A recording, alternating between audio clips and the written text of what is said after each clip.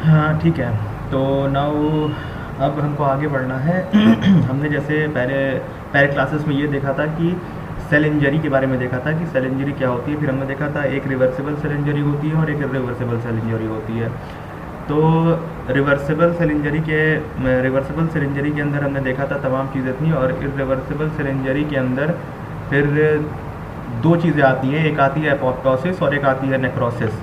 तो जिसमें से नेक्रोसिस के बारे में हमने कल देखा था, जिसमें हमने देखा था कि गैंग्रीन एक बहुत इंपॉर्टेंट चीज़ था, कि गैंग्रीन हमारे बॉडी के अंदर जो कि ऑलमोस्ट टिश्यू को डीजनरेट कर दे रहा था, एकदम सड़ा दे रहा था। फिर हमको अब देखना है इसके अंदर एपोप्टोसिस के बारे में, कि एपोप्टोसिस बेसिकली क्या होता है और उसके अंदर क्या क्या चीज़ होते हैं। तो ठीक है,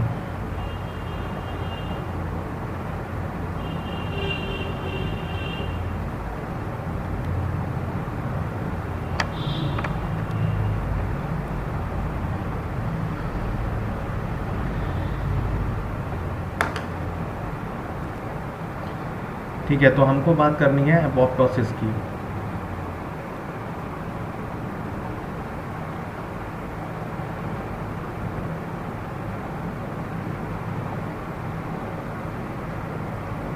एपोप्टोसिस एपोप्टोसिस जो होता है, इसको कहते हैं हम लोग प्रोग्राम्ड सेल डेथ। जैसा कि हमने बताया था कि ये क्या होता है, ये हमारे बॉडी में प्रोग्राम्ड होता है। जैसे कि हमारे आरबीसीज का 120 डेज़ पे ब्रेकडाउन हो जाना, ठीक है।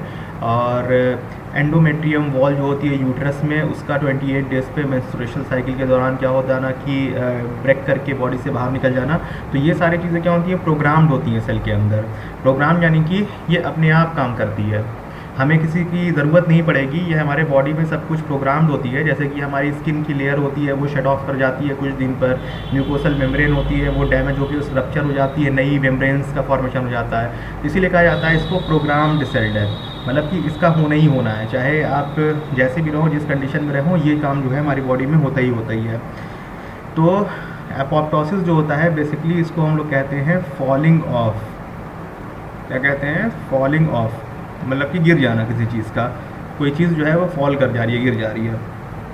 तो एपोप्टोसिस के अंदर क्या होता है, कुछ चीज़ें होती है एपोप्टोसिस में। इसमें क्या होता है कि जो हमारा जैसे कि क्या होता है कि अगर एपोप्टोसिस का एग्जांपल देखते हैं, तो जो एम्ब्रायो होता है, एम्ब्रायो के अंदर जिस वक्त एम्ब्रायो का फॉर्मेशन होता है, एम्ब्रायो का डेवलपमेंट होता है, उस वक्त सेल के डिस्ट्रक्शन होना इसका पार्ट होता है। यानी कि सेल डिस्ट्रक्शन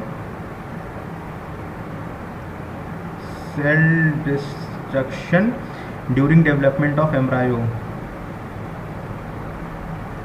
ड्यूरिंग द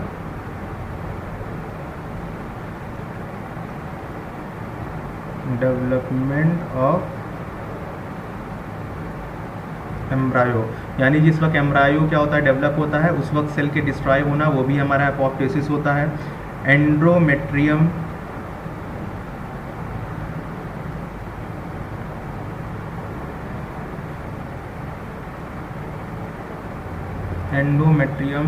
या फिर एंडोमेट्रियल शेडिंग, जैसा कि हमने बताया कि यूट्रस के अंदर होता है। ये यूट्रस वॉल जो होती है वो क्या हो जाती है, वो शेड ऑफ कर जाती है 28 डेज़ पे। तो ये भी जो है ये अपने आप हो रहा है, इसको किसी को कहने या करवाने की ज़रूरत नहीं है, ये बॉडी में अपने आप होता है।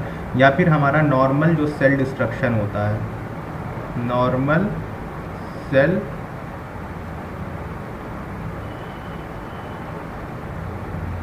डिस्ट्रक्शन हो रहा है बॉडी में। या फिर इसके अलावा और क्या होता है, सेल डेथ होती है हमारी बॉडी में। सेल डेथ होती है किसके थ्रू? By cytotoxic T cell in immune system, by cytotoxic T cells इन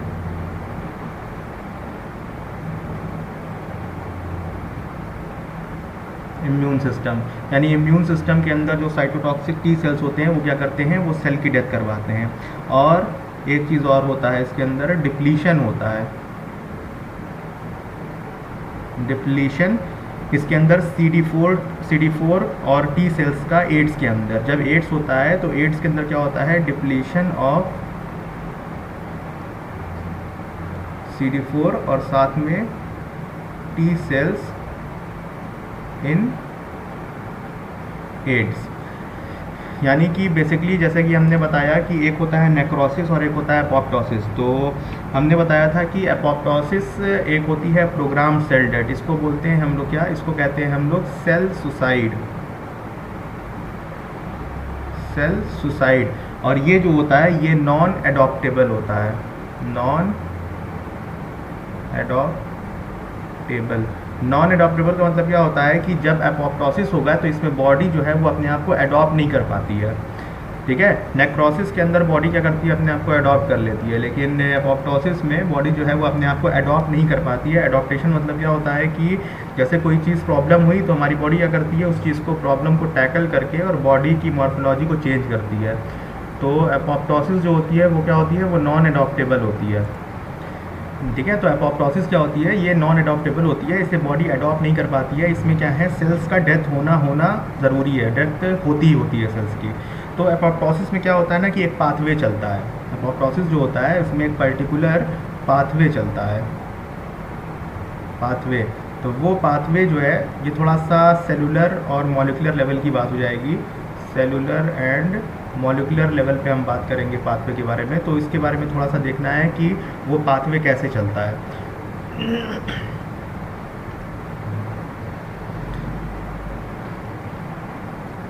तो हम देखते हैं तो क्या होता है कि जैसे अगर हम बात करते हैं एपोप्टोसिस की,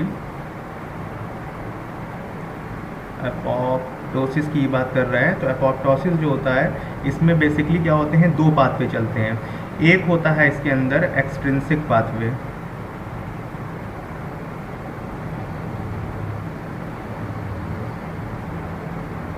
एक होता है एक्सट्रिंसिक पाथवे और एक होता है इंट्रिंसिक पाथवे।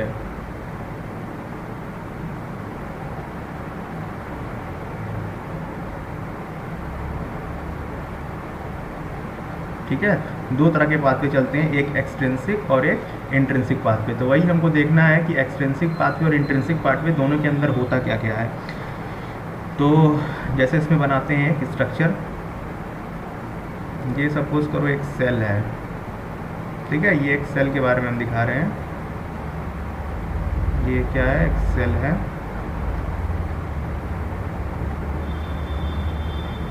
ठीक है, ये सेल हो गया।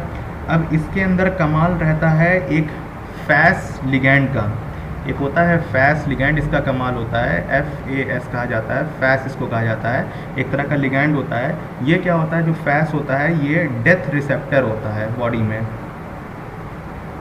डेथ रिसेप्टर होता है।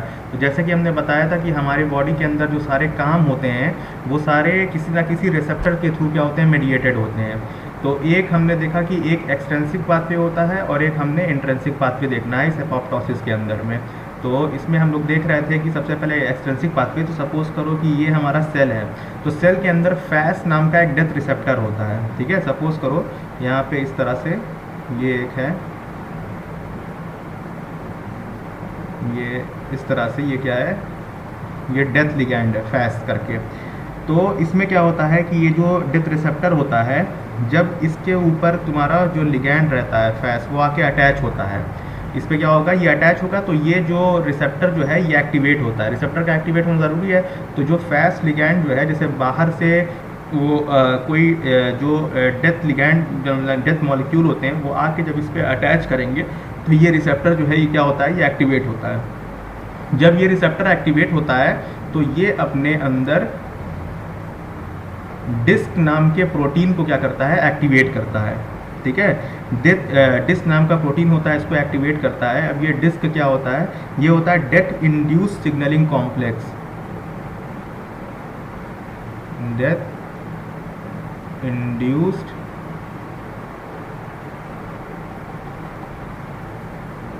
Signalling complex. ये क्या करता है, ये डिस्क को एक्टिवेट करेगा। देखो फैस आया, फैस क्या है, फैस एक तरह का डेथ रिसेप्टर है। ये बॉडी में जो हम बता रहे हैं कि जो अपोप्टोसिस कर रहा है, तो बॉडी के अंदर जो डेथ रिसेप्टर होते हैं, तो इसमें फैस एक लिगैंड होता है जो कि आके इसके ऊपर अटैच करता है एक रिसेप्टर पे। जब ये अटैच करेगा तो ये डिस्क को एक्टिवेट करेगा। क्या करेगा? डिस्क को एक्टिवेट करने का काम करता है। जब डिस्क एक्टिवेट होगा तो डिस्क क्या होता है? डिस्क जो होता है इसका फुल फॉर्म है डेथ इंड्यूस सिग्नलिंग कॉम्प्लेक्स। तो ये डिस्क क्या करता है कि ये डिस्क फिर एक्टिवेट करेगा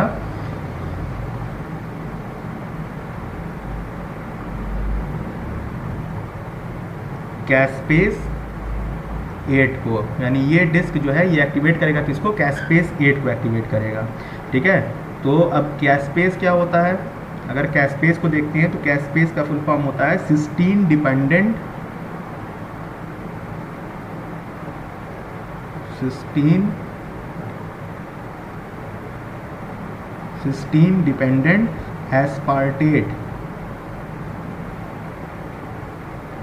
एस्पार्टेट डायरेक्टेड प्रोटीएज।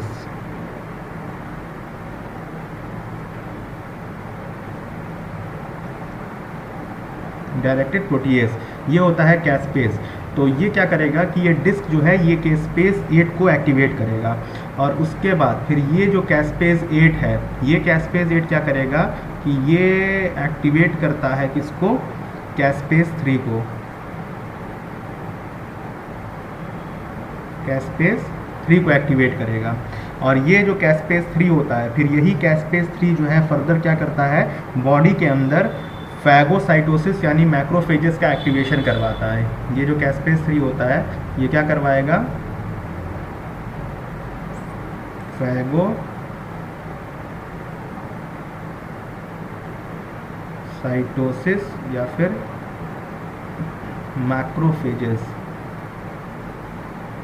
मैक्रोफेजेस का एक्टिवेशन कराएगा, और जो हमारे सेल्स हैं वो क्या करेंगे? वो डेथ कर जाएंगे। तो क्या हमने बताया कि फैस एक डेथ रिसेप्टर होता है, ये आके जुड़ेगा इस पे, ये डिस्क को एक्टिवेट करेगा, डिस्क कैस्पेस 8 को एक्टिवेट करेगा, कैस्पेस 8 किसको एक्टिवेट करेगा? कैस्पेस 3 को एक्टिवेट करेगा। कैस्पेस 3 को एक्टिवेट करेगा। कैस्पेस 3 जो है वो क्या करवाएगा हमारी बॉडी के अंदर? फैगोसाइटोसिस वगैरह करवाता है, और फैगोसाइटोसिस या फिर मैक्रोफेजेस को एक्टिवेट करेगा और फैगोसाइटोसिस करवाएगा, जिससे हमारी सेल जो होती है वो डेथ कर जाती है। तो ये हो गया एक तो एक्सट्रिंसिक पाथवे, यानी कि जो बाहर से ऑपरेट होता है, एक्सट्रिंसिक पाथवे। अब जैसे हम बात करते हैं अगर इंट्रिंसिक पाथवे की, इधर आते हैं, इंट्रिंसिक पाथवे की बात करते हैं, तो इसमें भी वही चीज़ हमको करना पड़ेगा। अब इंट्रिंसिक पाथवे है तो जाहिर सी बात है इंट्रिंसिक बोलना है तो ये सेल के अंदर चलेगा। तो ये इंट्रिंसिक पाथवे की बात करते हैं अब हम। ये सपोज करो ये क्या है? ये हमारा ये सेल हो गया। ठीक, अब इस सेल के अंदर क्या होता है? इस सेल के अंदर प्रेजेंट होता है माइटोकॉन्ड्रिया। ठीक, ये क्या है? ये सेल के अंदर माइटोकॉन्ड्रिया प्रेजेंट है। तो इंट्रिंसिक पाथवे की बात कर रहे हैं, तो इसमें क्या होता है कि ये जो माइटोकॉन्ड्रिया है, जब इंट्रिंसिक पाथवे चलता है सेल डेथ का, तो उसमें क्या होता है कि ये माइटोकॉन्ड्रिया जो है ये अपने अंदर से क्या चीज़ रिलीज़ करता है? ये रिलीज़ करता है साइटोक्रोम सी।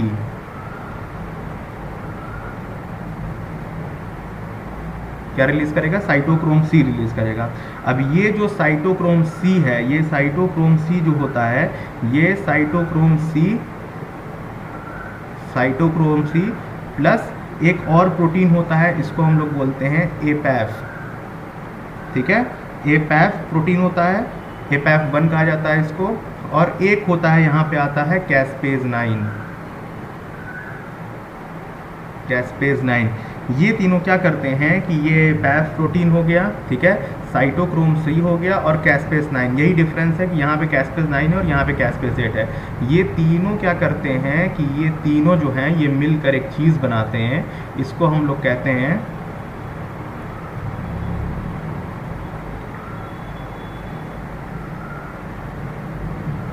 एपोप्टोसोम कहते हैं। ये तीनों चीज़ हैं, साइटोक्रोम सी जो है माइटोकॉन्ड्रिया से निकला, एपैफ 1 एक तरह का प्रोटीन होता है, और एक होता है कैस्पेज 9, ये इंट्रिंसिक पाथवे का हिस्सा है। ठीक है, इसमें ये तीनों मिलके क्या बनाएंगे? एपोप्टोसोम बनाएंगे। एपोप्टोसोम या फिर इसी को कहते हैं एपोप्टोटिक कॉम्प्लेक्स। एपोप्टोटिक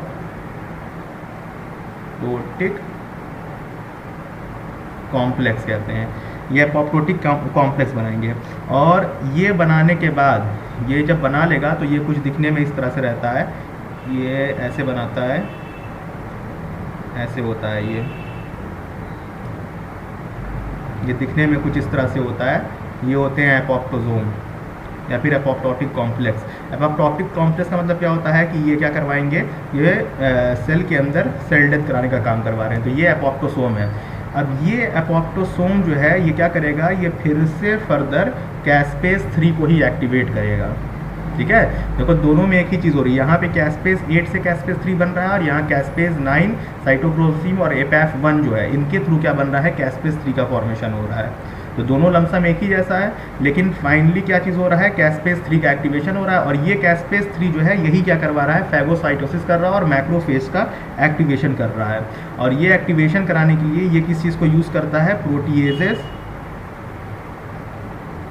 प्रोटीएज ये भी एक तरह के एंजाइम होते हैं, और न्यूक्लियस ये क्या करेगा, प्रोटीएज और न्यूक्लियस जो एंजाइम होते हैं इनको एक्टिवेट कराएगा। और एक्टिवेट होने के बाद फिर क्या हो जाएगा, हमारा फैगोसाइटोसिस या फिर मैक्रोफेजेस का एक्टिवेशन हो जाएगा। और फर्दर क्या है, क्या हो जाएगा, सेल की डेथ हो जाएगी, सेल डेथ हो जाएगा। और फिर ये क्या हो जाएगा, बॉडी से बाहर निकल जाएगा। तो ये बेसिकली एपोप्टोसिस के बारे में था कि ये होता है एपोप्टोसिस के अंदर। ठीक है, उसके बाद हमने नेक्रोसिस के बारे में कल डिस्कस किया था, तो इसमें भी थोड़ा सा एक बार और नेक्रोसिस के बारे में देख लेते हैं कि ये तो एपोप्टोसिस हो गया, ये एपोप्टोसिस का सिग्नलिंग प्रोसेस है। अब एक बार हम देखते हैं नेक्रोसिस के बारे में थोड़ा सा।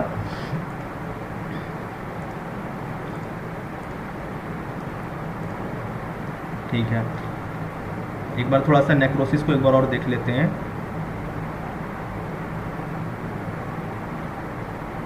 नेक्रोसिस, तो नेक्रोसिस जो होता है इसको हमने बताया था कि नेक्रोसिस क्या होता है, ये होता है सेल मर्डर। वो सेल सुसाइड था, ये क्या था, सेल मर्डर था। इसमें जो है ये जो सेल जो है वो डिस्ट्रॉय करते हैं दूसरे जो सेल्स होते हैं, जैसे लाइसोसोमल के हाइड्रोलाइटिक एंजाइम्स वगैरह हैं, वो हमारे नॉर्मल जो सेल होता है उनको डिस्ट्रॉय करने का काम करते हैं। ठीक है, अब ये जो नेक्रोसिस है इसके कुछ फैक्टर्स क्या होते हैं कि ये जो होता है बेसिकली कब होता है, तो ये होता है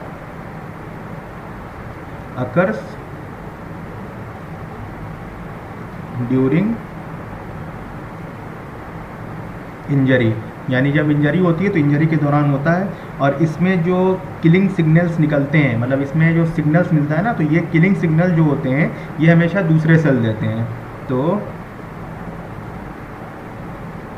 killing signals occurs from other cells, यानी कि जो दूसरे सेल्स होते हैं वो किलिंग सिग्नल्स को क्या करते हैं, एक्टिवेट करते हैं, किलिंग सिग्नल्स देते हैं। तो जैसे मान लो हम बैठे हैं, हमने क्या किया, हमने देखा कि मान लो कि मेरे इन्वायरमेंट में कोई ऐसी चीज़ है जो क्या कर रही है, इस एनवायरनमेंट को ख़राब कर रही है, तो हम क्या करेंगे, हम रिक्रूटमेंट करेंगे तमाम तरह के सेल्स को, उनको हम वो देंगे, सिग्नल करेंगे कि जाओ जाके वो जो सेल जो है जो ख़राब कर रहा है, बाकी सेल को ख़राब करने का काम कर रहा है, उसको मार दो। तो ये क्या होता है कि जो सेल्स होते हैं दूसरे सेल्स को किसी दूसरे सेल्स को सिग्नल करते हैं कि भाई वो सेल ख़राब है, उनको जाके क्या करो, आप मार दो। अब इसमें जो डेथ होती है इसके अंदर, जैसे सेल्स की डेथ ही हो रही है, ये डेथ किस वजह से होती है, क्योंकि इनके अंदर क्या होता है, इन्फ्लेमेटरी सब्सटेंस होते हैं, उनका रिलीज होता है, रिलीज ऑफ इन्फ्लेमेटरी सब्सटेंस का रिलीज होता है। तो जब इन्फ्लेमेटरी सब्सटेंस रिलीज करेंगे तो क्या हो जाएगा, सेल जो होता है वो स्वेलअप कर जाता है। जब इन्फ्लेमेटरी सब्सटेंस रिलीज होंगे तो इन्फ्लेमेशन कॉज करेंगे, तो उस केस में जो सेल होता है वो स्वेलअप कर जाएगा। और इससे और क्या क्या होता है कि जो सेल मेम्ब्रेन होती है वो डिस्टर्ब हो जाती है। क्या होगी, सेल मेम्ब्रेन जो होती है वो डिस्टर्ब कर जाती है,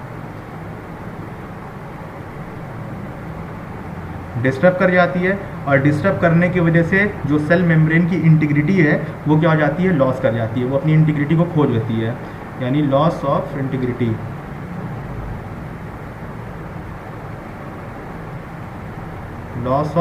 हो जाता है, अपनी इंटीग्रिटी को लॉस कर जाती है। सेल मेम्ब्रेन जो है वो क्या हो जाती है, डिस्टर्ब कर जाती है और स्वेलिंग जो होती है वो स्टार्ट हो जाती है, begins with swelling. Swelling start हो जाती है, और जब स्वेलिंग जो स्टार्ट होगी तो सेल के अंदर कुछ चीज़ें होने लगती हैं। ये चीज़ हमने पहले ही बताया था कि सेल के अंदर जब स्वेलिंग होने लगती है तो उसके अंदर 2-3 चीज़ हो जाती है। क्या क्या हो जाती है इसके अंदर? एक तो तुम्हारी हो जाएगी पिक्नोसिस, एक हो जाती है पैक्नोसिस हो जाती है, एक हो जाती है इसके अंदर कैरियोहेक्सिस,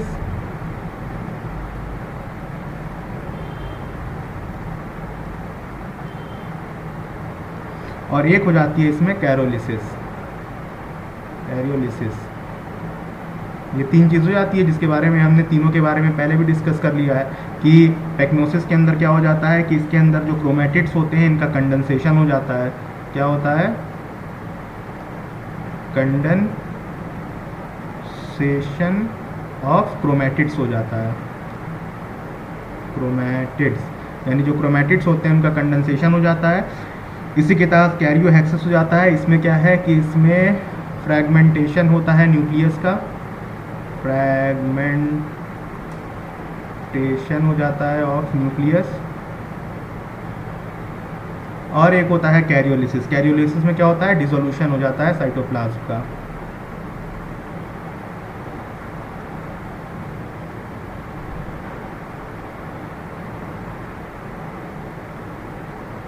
तो ये चीज़ें होने लगती हैं जब सेल स्वेलअप करेगा, तो ये चीज़ें होंगी। और इसके साथ साथ क्या हो जाता है कि बॉडी जो होता है, बॉडी के अंदर क्या होता है, सेल जो होता है वो डिस्ट्रॉय हो जाता है।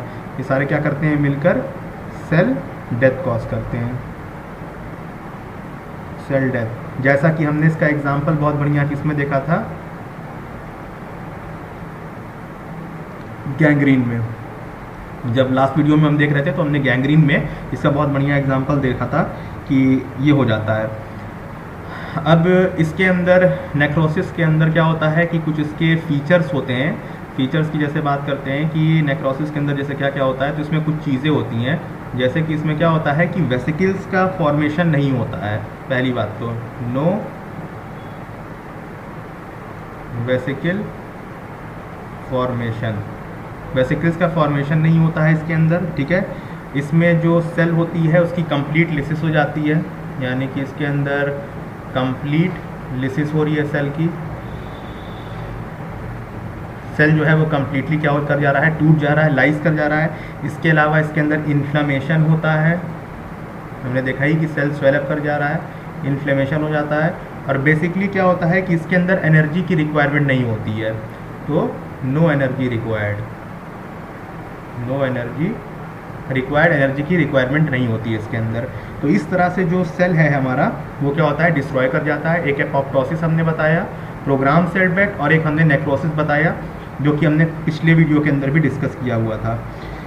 उसके बाद अब थोड़ा सा एक चीज़ हमको देखना है कि एक बार थोड़ा सा हम लोग वो देख लेते हैं, डायग्रामेटिक रिप्रेजेंटेशन देख लेते हैं कि एक्चुअली में जैसे हो कैसे रहा है, ठीक है।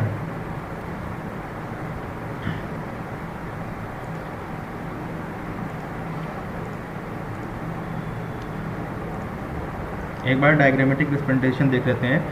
सपोज करो कि हमारे पास ये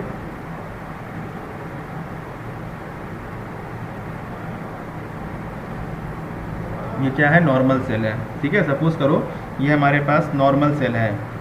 तो अब नॉर्मल सेल जो होता है,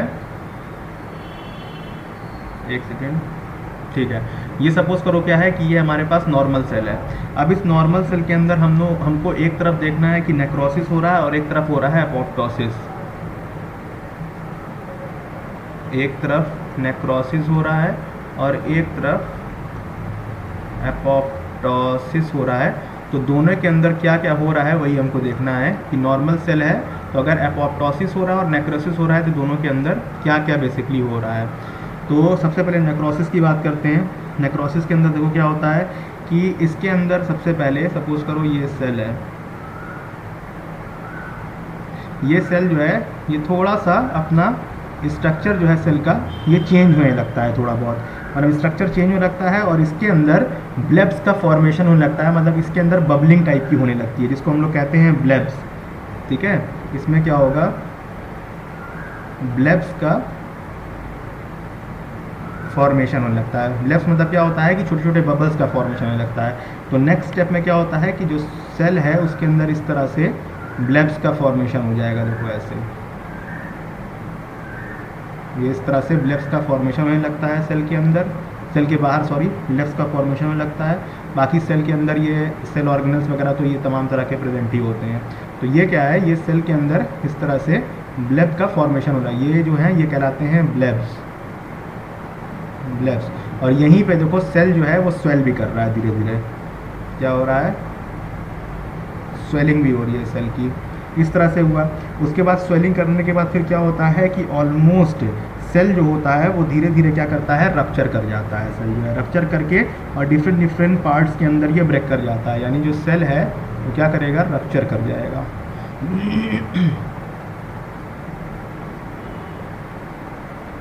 ये जो सेल था ये जो था ये रप्चर कर गया। रप्चर करने के साथ साथ और क्या क्या होता है इसके अंदर, इसमें तमाम तरह के यहाँ पे ये इन्फ्लेमेटरी रिस्पॉन्सेज आ जाते हैं। ये क्या है, इन्फ्लेमेशन के कुछ रिस्पॉन्सेज हैं। जैसे हमने बताया था कि इन्फ्लेमेटरी रिएक्शंस होते हैं, वो क्या कराते हैं, वो सेल को रप्चर करा देते हैं। तो ये सारे क्या हैं, ये इन्फ्लेमेटरी रिएक्शंस हो रहे हैं। इन्फ्लेमेटरी रिएक्शंस हो रहे हैं जो कि क्या करवाते हैं, सेल को रप्चर करवा देते हैं। रप्चर करवा देते हैं और रप्चर करवाने के बाद जो क्या होता है, सेल जो है वो फाइनली क्या कर जाता है, डेड कर जाता है। ये देखा हमने। फिर अब हम लोग बात करते हैं एपोप्टोसिस की। तो एपोप्टोसिस जो होता है उसमें और ज़्यादा श्रिंकेज होता है। इसमें जो सेल जो है वो श्रिंक करता है थोड़ा इस तरह से। ये बाकी इसका न्यूक्लियस हो गया, ये क्रोमैटिन हो गया, ये इसके अंदर सेल ऑर्गेनल्स वगैरह हो गए। तो इसमें क्या है, पहले हमने देखा पहले यहाँ पे कि यहाँ से पहले ये हुआ, फिर यहाँ से ये हुआ और फिर जो डेथ कर गई। और इसके अंदर एपोप्टोसिस के अंदर तो क्या हो रहा है कि इसके अंदर सपोज करो ये सेल है, तो ये जो सेल है इसके अंदर थोड़ा सा मतलब इसका जो मॉर्फोलॉजी होती है वो चेंज होता है। और चेंज होने के बाद जो होता है इसके अंदर एपोप्टोटिक बॉडीज़ का फॉर्मेशन हो जाता है। ये सेल जो है ये तो तुम्हारा सेल हो गया जो डैमेज सेल हुआ है, और ये अंडर एपोप्टोसिस जो है वो जा रहा है और इसके अंदर क्या हो जाता है, फॉर्मेशन होता है किस चीज़ का, यहाँ पे इस तरह से। ये क्या है, एपोप्टोटिक बॉडीज़ हैं। यहाँ पे सेल जो है, सेल की स्वेलिंग हुई और ये हैं एपोप्टोटिक बॉडीज़। ये एपोप्टोटिक बॉडीज़ का फॉर्मेशन होता है और ये एपोप्टोटिक बॉडीज़ क्या करवाती हैं, फिर ये एपोप्टोटिक बॉडीज़ क्या करवाएंगी, ये एपोप्टोटिक बॉडीज़ जो होती हैं ये करवाती हैं क्या, फैगोसाइटोसिस कॉज करवाती हैं सेल के अंदर, यानी कि इनगल्फिंग होती है। जैसे कि ये है, ये सेल है,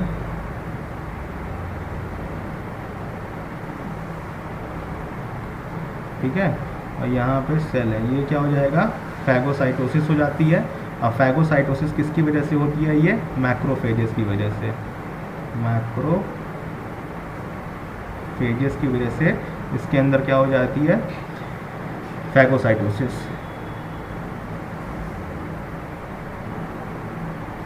फैगोसाइटोसिस हो जाती है और फैगोसाइटोसिस होने के बाद फिर वही होता है कि एट लास्ट क्या होता है, सेल जो है वो फाइनली डेड कर जाता है। यानी कि नॉर्मल सेल जो है, ये नॉर्मल सेल जो है ये क्या हो रहा है,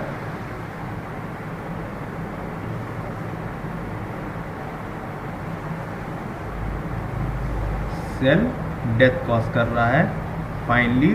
एक तो किसके थ्रू, एक एपोप्टोसिस के थ्रू और एक नेक्रोसिस के थ्रू, यानी कि ये भी सेल डेथ कॉज कर रहा है और ये भी सेल डेथ कॉज कर रहा है।